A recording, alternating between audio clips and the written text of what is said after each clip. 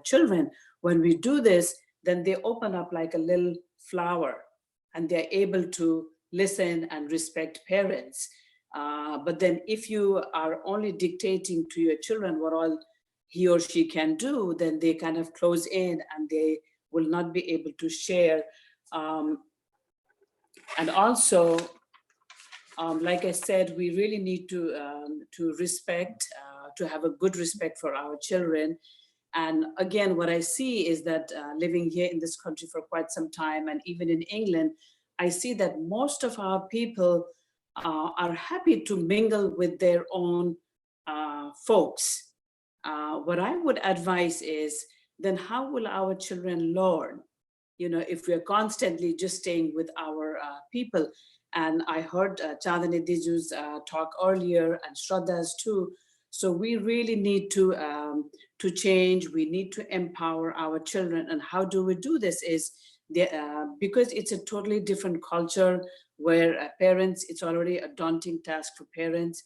Parents really need to share all of their anxiety, all of their difficulties with people in their own circle. And also, yes, it's empowering for our children to play and spend time with people from their motherland. At the same time, it's also very important for children to be able to go out and become an American or whoever. So how can we allow this? I think it's so crucial for parents to be open, to have an open relationship with their children. You know, be goofy, be silly, try to make a routine, try to have dinners together. I know everyone is rushing, there's not much time, but you need to make certain ground rules. And maybe if every day, if you can have dinners every day, you sit down together and you talk about each other's day, and this way you will get to know your friends. Also, it's so important for parents to be mindful and invite your children's friends for play dates at home, because they're growing up to be, we want our children to be comfortable with whom they are.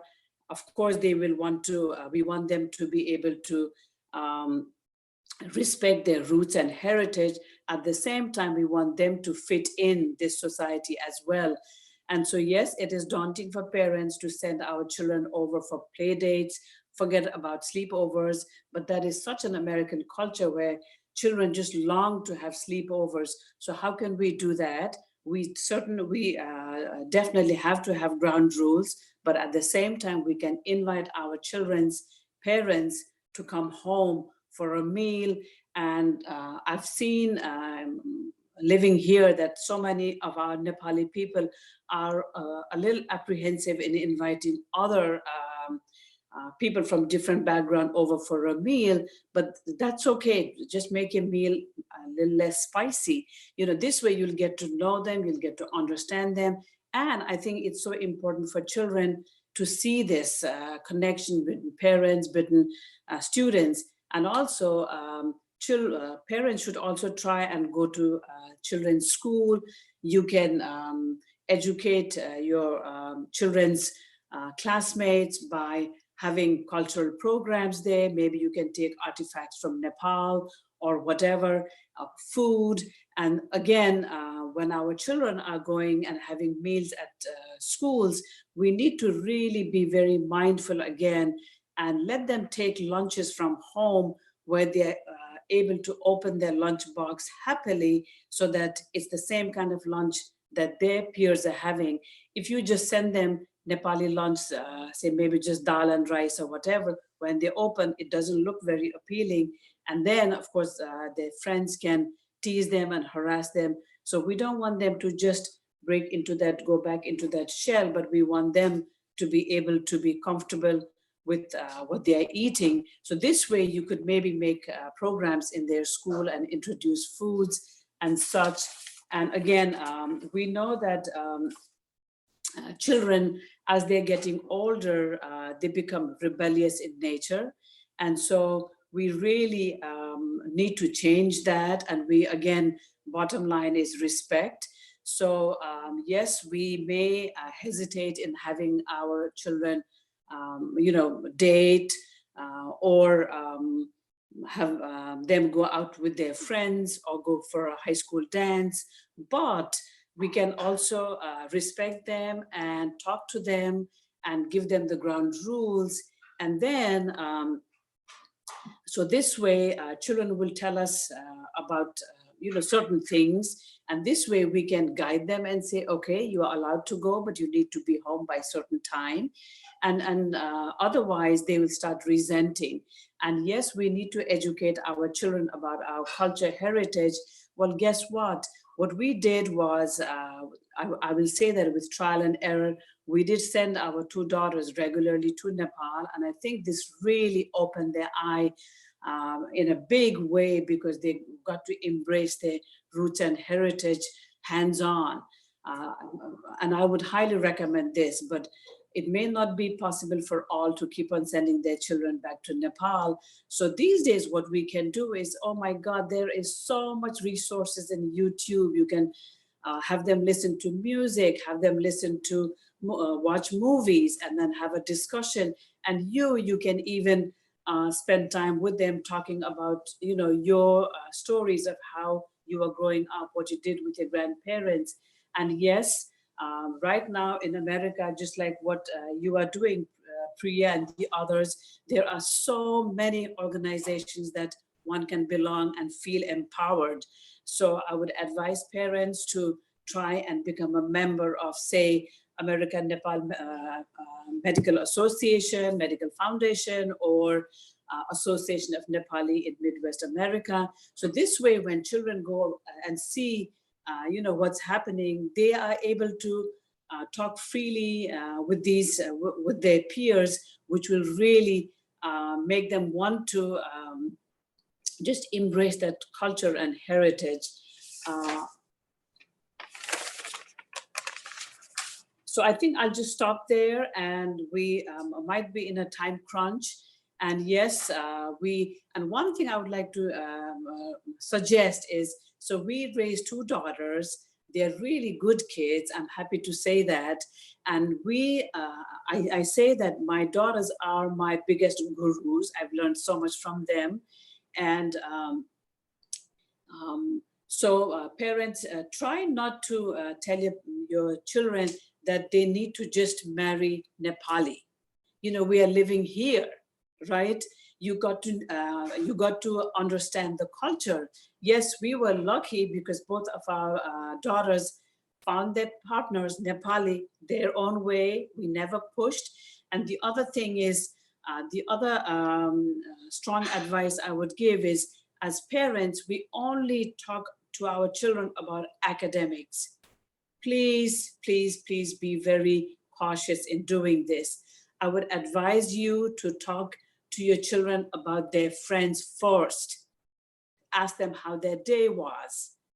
Talk to them about what all they did. This way you learn about them. Not only just, how was your day, or go to your room if they're not really listening to you. And I'm a Montessori teacher, so I taught at a Montessori school in Ann Arbor for almost 20 years. So I have a lot of experience, which I just love to share. And the reason why I wrote my first book, I published this, is so that our children feel empowered. Because like I said, when our children take, say, and it's from Nepal book to their school, their friends can see this book and they will definitely feel empowered. And the other one that I'd like to talk about is, my daughters are smart.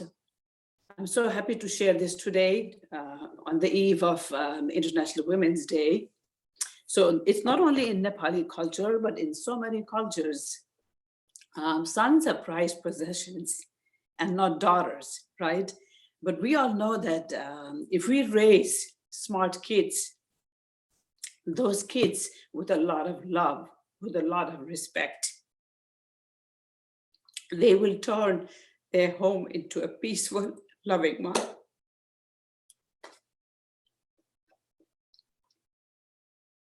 I'm open for questions. That was indeed very, very emotional. And I think it's a point we've been trying to, hammer the nail through this talk program. The reason why we are celebrating, making a big deal out of Women's Day. And like I said, we are not at gender war. This is not a war. This is just, try an attempt to close the gap. And I think that's where what you're saying and your efforts come into flow. Okay, I mean, we need to do that. I don't know if I mean, we want to open the floor to questions. We had a few questions we can discuss, but if anyone wants to go ahead and ask the question, please go ahead and participate. And before I forget, because of time crunch, I was just rushing too many things. So I'm sorry. No, it was perfect. Thank you so much.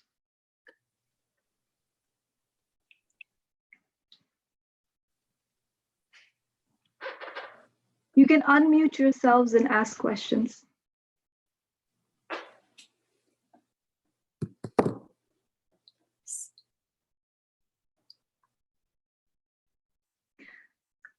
While you think, I think there was really one very good question that we all had in mind that I think I'm gonna ask you. For kids, and this question was forwarded by Lalita, one of our committee members, for kids who have been predominantly exposed to English language since their infancy, how to make them learn Nepali language? How strict or fluid should parents be to make them speak Nepali at home? Okay, thank you for such a nice question. That's a good one. So these days, I consider all of you young parents very, very lucky because, there are so many Nepali pathshalas that have opened all over. If you can, I would advise you all to take your children to such school. But again, I know that all of you have you're professionals, you are busy, there may be time crunch. So what you could also do is that's exactly what my husband and I did, because at that time we didn't have a Nepali pathshala. One can always speak English, one parent, and the other one speak in Nepali. And so you try and help your child. If you're speaking Nepali, try and help him or her answer back in Nepali. And don't laugh, don't mimic, just try to enjoy and just try to make him or her feel good in just them participating. Does that answer your question? Lalita, you can go ahead and unmute yourself. Yes, it does. Thank you. You're welcome. And I wanted to add, just from my experience and what I've read from studies, and kids being bilingual is really good. It's very good for their growth. And they always say expose your children from a very early age to the language, their native language, because then eventually they learn. But it's always a good idea to teach them both languages, because I think that is their connection to their heritage. Language has a big role. And their ability to be able to relate to, people from Nepal and family, grandparents. So I think making an effort to teach Nepali is really important. Yes, I'll add something to what Pia just said. Indeed, because these days, so many of us have grandparents staying with us. You have your in-laws and kids have their grandparents. So when children can talk to their grandparents in Nepali or whatever language, they feel really good. And you see that bond, which will be everlasting one with the grandparents as well as the grandchildren, even if they were just to say few words. So try to encourage that. Try not to laugh, but just maybe they can share stories. I've written this story here, which is Nepali Tales. And there's a very old folk tale in that about Buddha Budi eating sale. So have your grandparents share stories to your children, and maybe one of you parent can sit with the grandparents and narrate it to them in English. Thank you so much. Any other questions, viewers?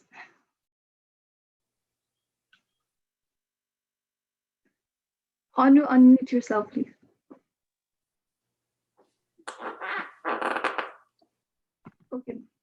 There you go.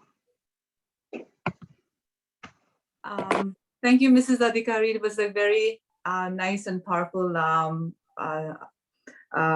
talk that you gave us. Oh, thank you. Our kids, they kind of identify themselves first as Americans and then as Nepalese. I think it's also very important for us to embrace them for who they identify themselves as. Absolutely. And to kind of be open about it. And also, how do you think, practically we can kind of understand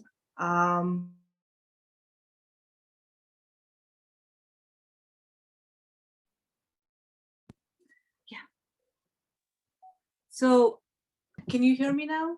Yeah, we can hear you. So my question was what suggestions do you have for us to kind of incorporate ourselves into their lives practically, so that we can understand how they're going through in school, their lives, so that we can actively be a part of them and help them and help us as well as a family to grow,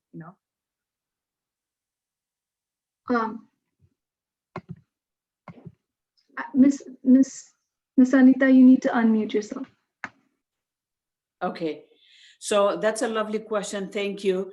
And like I said earlier, we really need to spend time with them. Say, if you have 2 or 3 children, yes, it is difficult for you to be giving attention and time for each one. But what you could do is maybe 2 or 3 times a week, you can try and sleep with one. So this way, he or she will feel connected to you and will open more to you. The same way, maybe if they've done something, you can acknowledge that and take only one for an ice cream or a walk or to the library. So try to spend quality time with them. And again, do not, I would advise against parents, you've raised your children here. Yes, we raised our children here too, to say that you have to marry a Nepali. So try to listen to them, become goofy and silly and become friends, not only, like a dad or a mom. And that's how they open up. I can say so confidently and happily that both our daughters were really good friends with my husband. He was silly with them, he was goofy with them, and they would talk to them about whom, if they had any crush on, they would talk to him about it, or if they had, if they wanted to date. So you need to keep your relationship open. And again, children are learning by trial and error. If you are really rigid and strict and are not letting them, go out and play with their friends, then guess what they'll start doing? They will definitely go out, but behind your back. Would you like that? No, right? So again, the bottom line is try to have an open, understanding relationship where you respect him or her for who he or she is. And there's a nice quote I'd like to say is, never help a child with a task in which he feels he can succeed. This is by Maria Montessori. In our culture, what we do is we try to do everything for our children. If they're running, if they're falling, we say, oh no, and we try to go and help them. No, just leave them alone. At home, when you're cooking, involve them. There is so much eye-hand coordination, so many different life learning skills that they can learn from a mom, from a dad. When you're doing laundry, don't only take all of the household chores upon you. Go down on their eye level, talk to them, and feel connected. If they're doing laundry, say, okay, how about you and I do it? Let them sort out the whites. Let them make pairs of socks. There's so much math involved. When you are setting the table, say if you're 4 of you, you can say, okay, we have 4 of us, we have 4 plates, but we'll be needing a pair of silverware, fork and knife or whatever. How many is it? When you're taking them to the grocery shopping, again, you can introduce math and language. You can say, okay, you pick 2, I'll pick 3. How many is it? So keep them involved at home and never say, oh, you cannot do it. Let them do it. They're learning by mistakes. if you're really busy, just put a little towel on the floor, put a tub of water, throw a little sponge, let them squeeze in and out, put hand soap, put watercolor, give them a smock, let them squeeze, let them play. And they're really happy and content that they are right there. One thing I would really suggest is to have a little workspace for them by the kitchen, so they are right there with you. And that's really, that's how we can empower them. Thank you. I'm a big fan of Montessori as well. And the applications of Montessori, the focus in learning from practical life, it's amazing. I also found so many corollaries to, I think, perhaps our culture. I mean, Yes. Yes. we were raised, and I think त्यसमा धेरै parallel हुन्छ जस्तो लाग्यो. Another thing I wanted to add was with kids, sometimes the best way to connect is also tell them, we make mistakes. Absolutely. Because to kids, parents look like, they know it all. I know. So when you get down to their level and share with them, हामीले पनि mistake गरेका छौं भनेर भन्यो भने, I think they feel a little bit lighter and they'll start like sharing more with you. That's another thing I wanted to add. Yes. Moving on, any other questions? Please unmute yourselves. And can I add 2 more, please? Sure. Okay. So again, just like what Priya said, we need to give a positive spin to our children. So if your child is jumping on a couch, jumping on a table, we automatically say, don't do it. Right? But then what happens is, okay, they won't understand. So we need to give them a good reasoning. If we tell them, okay, we just bought this couch, we spent so much of money, we're working hard, and if you keep on jumping on the couch, if you jump on the table, you'll fall down, you'll bump your head. And so when then, you won't be happy, neither will I. So just give reasons. And the other thing is, when you, and please refrain from saying time out. They will not understand that concept at all. And do not say, go to your room. You need to give them choices and consequences, and also reward certain time. There was one thing that I had wanted to add on. Well, if I think about it, I'll let you know again. I think, Poonam, you had a question, right? My kids are like teenager now. They're transacting from high school to college. So now I have this anxiety, like they are going to go college, go to my house. And then I was like, I don't know what they're going to do behind my, it's so stressed now. I don't know how to deal with this one. And I don't know how to talk with them either, because they are 16, 17. So I don't know, any suggestion on that, Anita ji, please. Of course, I love to, because I was in the same boat as you. Yeah. But, we had our kids, and because we don't know this culture, we automatically think that, oh my God, my daughter is going out to, what if she comes home pregnant, or what if they do drugs, or isn't it all of this, which is just very, very plausible. So, and going back to what I said, yes, you need to try to break the barrier. It is not easy for you to be open, you and your husband, if there's a father, to talk about all of the consequences that, say, if they were trying to test out some drugs or whatever. So you need to be really open and say, yes, you need to try to educate them. At the same time, if they make mistakes, like Priya said, we all make mistakes. That's how we are learning, by trial and error. What you need to tell your children, now that getting older, teens and older into young adults, you need to tell them that, as parents, you love them unconditionally for who they are. Yeah. And if, who knows, if they get pregnant or if they do something, that they need to be able to come to you for help. And at such times, you need to really embrace them. Thank you. You rightfully said, teenage भनेको, it's hard. It's all about finding your identity. Exactly. So the best thing you can do is be with them and hold their hands.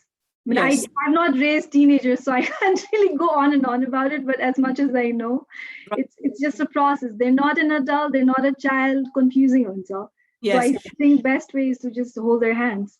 Exactly. And one thing I'd like to add on is, so teenagers and children are rebellious by nature, right? There may come times where they say, I hate you. I hate my name. I hate my food. I hate what what I have here. I want to go and live with someone. Then you can step in and say, I'm sorry, honey. I love you for who you are. But everybody has ground rules. Okay, fine, you can go over to your friend's house. Do you think that person there might not have any ground rules? Oh no. So again, as parents, we need to be really, really careful on how we raise our children. We don't want to overdo it. We don't want them to resent us, resent our culture and heritage. At the same time, we just want it to be a fine balance where they're able to, get up and go out through the door, have a great self-esteem about themselves, because at the end of the day, that's what we all parents want, isn't it? We just want our children to love them the way they are at the same time. And I think if we try and do all of this, we will help them grow into becoming emotionally sound, physically, mentally, and all of that. And yet, if there's some time, then they can easily come back to you and, get that a little TLC. Is this clear? Is this okay? Thank you. Thank you. I appreciate it. You're welcome. And I have my email. If you ever have any question, I'll share it with Priya. Please feel free to email me with questions, and I promise I'll try and help you as much as I can. It's very nice of you. Thank you so much. And I know you're kind of. Anita B, मेरो एउटा question थियो. म Elena. Okay. Huh? I can't turn on my video. Don't ask me why. But I have a 4-year-old and she's like a teenager by behavior, you know. So अब हजुरले भन्नुभयो जस्तै म चाहिँ धेरै मसँग नेपालीबाट बोल्न कोसिस गर्छु, मेरो हस्बेन्डले चाहिँ बढी इङ्ग्लिसबाट बोल्न कोसिस गर्छ, and she tries and she struggles and she fights back a lot, हैन. तर अब फेरि हामी दुवैजना यस्तो busy छ, a lot of other things, and I mean she's of course a priority, but so many other things to do, हैन. त्यस्तोमा like what is one important thing तपाईको upbringing मा हजुरको experience मा चाहिँ which was most important to for your Nepali culture चाहिँ family मा survive गर्नको लागि, what was that most important thing that you did for your daughters जसले गर्दाखेरि चाहिँ नेपाली culture survive भयो? Nepali culture survive hunalai, Alina. I think what you are doing, thank you for this question. So we are Nepali deep inside, like Chandani Diju said earlier, Nepal ko je bhanne bittikai hami kati khusi hunchau ni. And what we are already doing is, we're introducing our food, right? And then we are celebrating our holidays. So, they're already being empowered with all of these. But you said that your daughter is 4 years old. Until our children are 3 years old, they are so content with themselves. When they start turning 4, they are getting a sense of the broader world, about the broader picture, and they know what irks you. They know how to really push your button. And so, so you need to really go down on the eye level and talk to them and say why he or she is acting the way he or she is. Often what we do is, because there's a time constraint for us, say in the mornings, say maybe you and your husband have to rush to work, say by 8, and your daughter is dilly-dallying, she's not getting up, she's not dressing up, she's not having a breakfast. It's because she knows that she's being very powerful. So what you need to do at such time is, both of you need to get up half an hour earlier. So you already are kind of at peace, and then you give her enough time to get up. And yes, try to make her independent, try to give her choices and consequences. She may say when she gets up, because she knows that she's pushing her, your button, she may say, I don't want to wear this. And you say, you have to wear this. And she'll say, no. And there's a tussle. Instead of doing that, you need to be really careful in in making a household very peaceful. So you can have your child pick out 2 outfits the night before, and the next morning you ask her to wear the same thing. If again she is refusing to do so, then you say, I'm sorry, darling, but you know what? You were really not listening to me. We had a nice talk on a soft voice. Do not shout and scream. And so say, I'm sorry, but today I'm going to take you to your school in your jammies. And then she'll change. Does that make sense? Yes, Ajay. Yes, Anita Di. So just about the Nepali culture, like preserve गर्नको लागि चाहिँ हजुरले के गर्नुभयो besides Nepali language सिकाउने? Oh, like I said, we were lucky enough to take our children to Nepal every so often. So when they went there, they got to hang out with their uncles and aunts and grandparents. So we try to preserve that culture there. And also we have to, you've got to be really, really careful, because I know of certain friends, when they came here early, they kept on saying, oh, Nepal is such a poor country, it's not developed. So they sent this negative tone or mindset to their children, and these children refuse to go to Nepal. Why? Because they say, we don't want to go there, it's so filthy. So in order for us to, educate our children to preserve our culture and heritage, I think we need to talk to them about all of the positive factors from Nepal. You can show them movies, of course, age appropriate. You can show them pictures. You can talk about birds and flowers and mountains and whatnot, and artifacts. And this way, you all can sit down and say, I'm in Nepali ho. You need to say, well, we come from Nepal. Yes, this is the color of our skin. This is the color of our hair. And so try to educate them about the clothing that they wear. But again, for us living in this country, we also need to accept the culture and not only try and be just too focused in, living a Nepali lifestyle.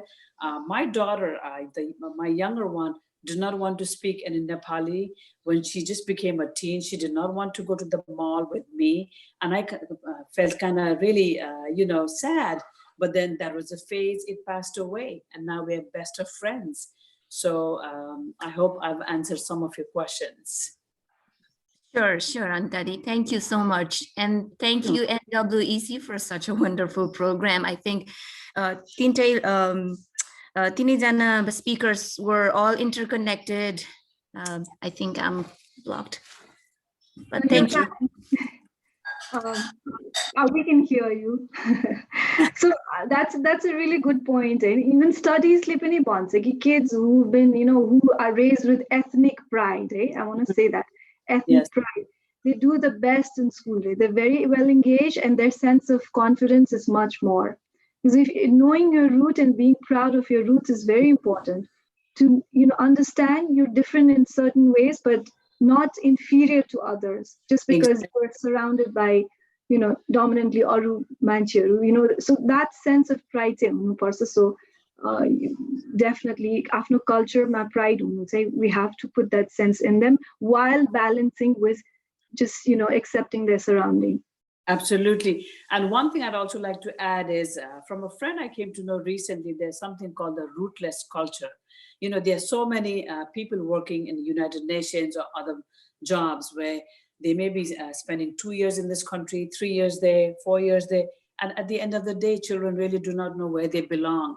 So it is so important for us parents, again, to educate our children about our diversity, our ethnic background, our heritage and culture, which we are so rich of, isn't it? Yeah. And yes, these days with all of this Nepali Pathsala, I can say that our grandkids, they refuse to go, but slowly they started making friends, and now they're able to write in Nepali, and they feel so empowered when we go over there and give them a high five and say, wow, timle yasto ramro lekhyo bhandakeri uneru kasto khushi huncha. Thank you. Any more questions? Let's wrap up. Anita, I want to thank you again for all the tips and tips you have given us, and those are all very helpful ones, and we'll try to implement them as much as possible. One question on books. I try to find books, especially Nepali books, and when I look for them, I mostly see the ones that help you read and write, right? So I'm looking for ones that give you the idea of Nepali culture and being comfortable with different cultures. Like I hope you have some suggestions for us, and where can we find those? If you could give us a few lists of those kind of books and where we could find, that would be great. Sure. Thank you so much again for sharing this, for this question. What I've seen is that in our Nepali culture, I think it's more of a storytelling culture where we grew up with our grandparents, parents telling us stories rather than us reading to our children. But living in this country, I would say that please, please, please, parents, spend time with your children every evening. Read to her or him. This will really make them very grounded. And it's not only reading to them, you can start doing comprehension lessons from a very young age. And also this way you will help them get focused and pay more attention to what you are reading. You can ask your child and say, okay, why did you like the story? And at first your child may be in la la land where she or he may just make up some story. But eventually, if you keep on insisting, if you keep on setting the same kind of tone and repetition, and then your child will say, oh mom, I really like this story. So this is what they do at the when they're in second and third grade. So what you need to do is, there's so many resources in the library, even in internet, so you can go there. The reason why I published N is for Nepal 10 years back is because we all know that coming from Nepal, many of our friends living here say, oh, you come from India. But we are not Indians, right? We are Nepal, we are an independent country. So in our family, we have developed such a philosophy that if, we just don't sit and mourn and groan, but we get up and do something. So I was so sick and tired of people telling me as a teacher, saying, oh, which part of India do you come from? So I would tell them, no, I come from Nepal. And people would say, oh, Naples, Italy. It's ridiculous. And so I said, okay. So I published this book 10 years back, and it's for Nepal, and it has lots of facts for our children. It's like I talk about dogs, about Kukur Tihar, and then also about flag and Everest. So I would advise you all to try and get this. And then being a teacher, being a mom, a grandma, I was kind of sad to see, anytime I walk into the library or stores, because I could not come across a single book on Nepali holidays here in the US. You go to bookstores, libraries during, say, Kwanzaa or Christmas or Hanukkah or whatever holidays, but we don't see our book. So I published this book 4 or 5 years back. It's called Dasain Ayo Tihar Ayo, again, being mindful and wanted to help our children understand the culture.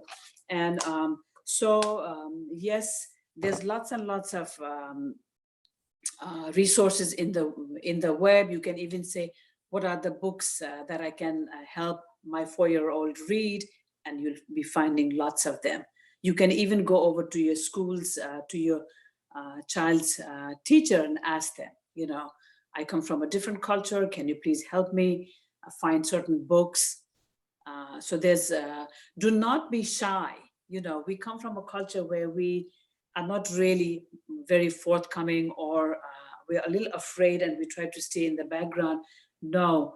And if your child is extremely smart, I would urge you as parents to go over to your child's teacher and ask them how he or she is doing, because sometimes when children are really smart, and if they're not challenged enough at school, they tend to slack off. And when they slack off is when the problems start arising. Thank you very much. You're welcome. Thank you so much. Those are very wonderful tips of parenting, of how to handle culture. It's a big composite. It's very comprehensive. And I think we're really lucky to have you here. Okay. Like I don't know of any other Nepali teacher, Nepali background good teacher who I can ask these questions from too. And we're so lucky to have you, I think. You know what?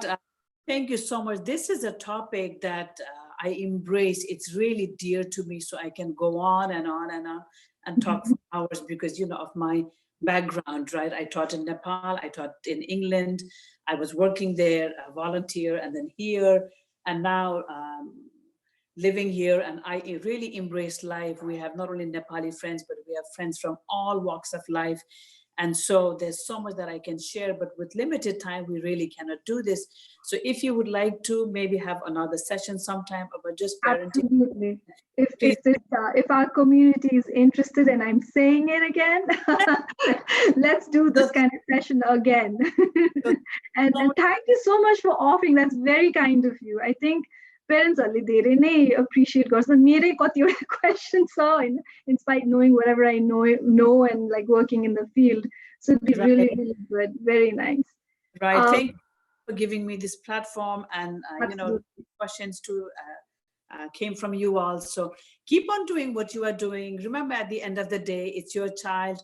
All of us are loving our children for who he or she is, and please never compare one to the other because they're all different, they're all independent, and they're all smart.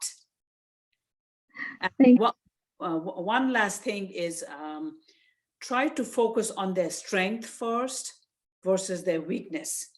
In our culture, what we try to do is when children, especially older adults, when they bring their report card home, we look at their report card and we quickly just focus on their weakness. Say if they've done very poorly in math, we say, oh, why, you know, how come you brought such poor grades?